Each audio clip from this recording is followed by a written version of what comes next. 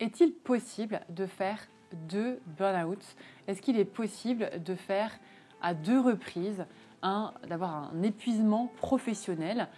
C'est une question qui m'est beaucoup posée et c'est une question qui malheureusement est bien réelle parce que, on va le voir ensemble, c'est quelque chose qui arrive, qui est déjà arrivé et qui arrive malheureusement, alors pas tous les jours évidemment, pas pour tout le monde, mais qui peut arriver. Donc j'avais vraiment envie de faire cette vidéo un petit peu warning pour dire attention, c'est possible et surtout te partager comment faire si tu as déjà fait un burn-out, un épuisement professionnel et que tu veux justement prévenir un éventuel deuxième parce que tu sens que tu commences à être épuisé à nouveau. Donc c'est un sujet qui n'est pas vraiment rigolo, qui n'est pas forcément hyper agréable à aborder, mais je pense que ça vaut vraiment le coup de se poser et d'en parler, d'enlever tous les tabous par rapport à ça et de parler en toute transparence justement du fait que bah oui, c'est possible en fait de faire de burn-out, c'est possible en fait parce qu'on va le voir ensemble.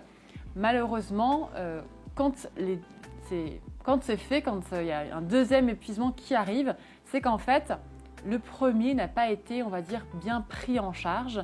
On n'a pas en fait bien compris ce qui s'était passé, on ne s'est pas posé bien les bonnes questions et surtout, on n'est pas passé à l'action par rapport à ça. Donc, ce n'est pas une vidéo du tout qui se veut culpabilisante parce que c'est quelque chose qui est très difficile, qui est hyper tabou, qui est c'est à peine émergent en tout cas ce sujet-là du burn-out, de l'épuisement professionnel.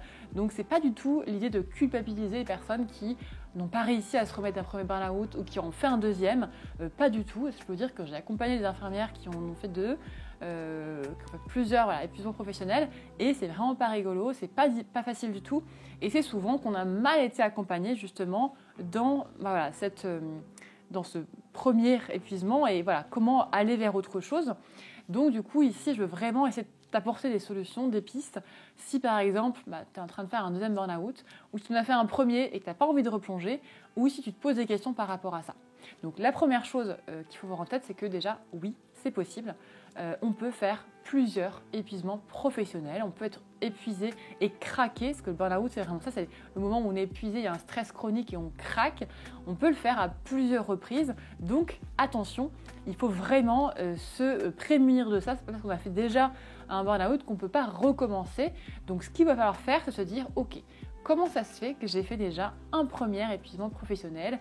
Qu'est-ce qui s'est passé et comment justement je vais faire pour que ça n'arrive pas à nouveau en fait tout simplement.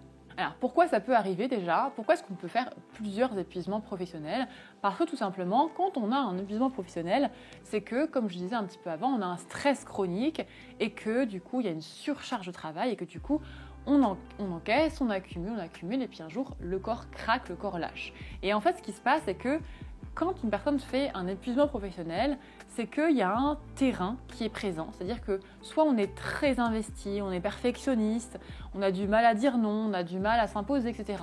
Et du coup, il y a quelque chose qui est déjà présent. Et c'est pour ça que malheureusement, ça peut arriver à nouveau. Parce qu'en fait, quelqu'un qui est perfectionniste, par exemple, qui va au bout des choses ou qui est très investi dans un boulot, même si après, derrière, il change de boulot, il change d'équipe, il essaie de changer quelque chose, il y a ce terrain qui est quand même présent et qui fait qu'il faut faire attention parce qu'on est plus sujet que d'autres à faire un burn-out, un épuisement professionnel. Donc le terrain, il peut venir de pas mal de choses. En tant que femme, en tant qu'infirmière, très souvent, on ne va pas se mentir, sans vouloir généraliser, mais souvent, on fait beaucoup passer les autres avant soi, on a du mal à penser à soi, on a du mal à vraiment prendre du temps et se dire en fait là je suis complètement épuisée, on a du mal aussi à dire stop, on a du mal à s'imposer donc c'est plus difficile et du coup on a un terrain qui est plus propice. Il y a aussi le fait, on ne va pas se mentir, qu'on a un travail qui est difficile, on a un stress qui est en fonction des services qui peut être chronique, tous les jours on a du stress, on doit aller très vite, vite et en fait du coup forcément encore une fois le terrain est également plus propice. Donc il y a 2 choses, il y a le terrain on va dire interne et aussi externe, donc il y a nous, notre caractère on va dire et il y a aussi le milieu dans lequel on peut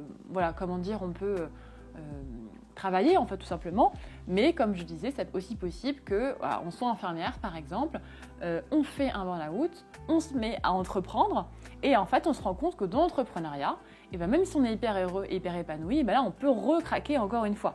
Parce que tout simplement, on a un terrain qui fait qu'on est perfectionniste, qu'on va au bout des choses, qu'on a du mal à s'écouter, etc. Donc là vraiment, c'est pas pour être pessimiste, mais c'est vraiment pour, voilà, en prévention, parce que moi je suis très, très prévention, je préfère prévenir que guérir justement, dire que c'est possible et qu'il faut faire attention si on a un terrain qui est plus favorable à l'épuisement professionnel. Ensuite, deuxième chose, c'est que quand on fait un burn-out, un premier, en fait, il faut changer quelque chose, évidemment, pour ne pas que ça réitère. Et en fait, ce que je vois parfois, malheureusement, c'est qu'en fait, après un épuisement et après un arrêt qui peut être parfois assez long, parce qu'il ne faut pas se mentir, un burn-out, parfois, on peut rester en arrêt quelques mois, même quelques années.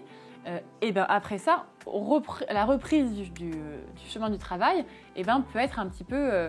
voilà, on va dire mal faite, enfin, la transition peut être mal faite et du coup parfois on se dit je vais revenir au même endroit, au moins je connais et finalement il n'y a pas grand chose qui change parce que vous les collègues ils vous connaissent déjà et tout refonctionne comme avant. Et si on ne change pas quelque chose entre le premier, entre ce qui s'est passé avant le premier épuisement et ce qui se passe après, s'il n'y a aucun changement de fait, il n'y a pas de raison qu'on ne soit pas à nouveau épuisé. S'il n'y a aucun changement, forcément, ça va se reproduire à nouveau. Donc, il faut qu'il y ait vraiment un changement. Et donc, pour cela, voilà, je pense qu'on ne va pas se mentir, ce qu'il faut faire, c'est évidemment se faire accompagner là-dessus. Donc, moi, je recommande vraiment de se faire accompagner par une psychologue, parfois même par un psychiatre, pour vraiment être bien accompagné par rapport à ça. Quand on n'est pas bien, on n'est pas bien. Et dans ces cas-là, il faut vraiment ne pas avoir peur, ne pas avoir honte de se faire accompagner et prendre ce temps-là. Donc le minimum que moi je recommande, c'est vraiment l'accompagnement avec une psychologue pour pouvoir justement en parler, pour pouvoir être écouté tout simplement et surtout travailler sur la suite. Des fois on se dit, non mais en fait c'est bon, ça va le faire, j'ai compris mon erreur et du coup on enchaîne un petit peu. Encore une fois, parce qu'on a du mal à prendre soin de soi. Mais voilà, d'aller voir une psychologue, c'est pas, on n'est plus dans les années 80 où c'était un petit peu tabou, où on n'en parlait pas trop et ça faisait un peu malade ou dépressif, pas du tout. C'est quelque chose qui est vraiment hyper sain, hyper bon. Et prendre soin de son corps comme de prendre soin de son esprit, donc de son mental, c'est quelque chose qui est vraiment important. Donc que je recommande vivement si tu sens que peut-être qu'il y a des choses que tu as encore besoin d'approfondir un petit peu. Parfois, en quelques séances, c'est suffisant pour vraiment te sentir mieux et pour repartir vers autre chose. Donc, tout comme je disais, il faut qu'il y ait du changement.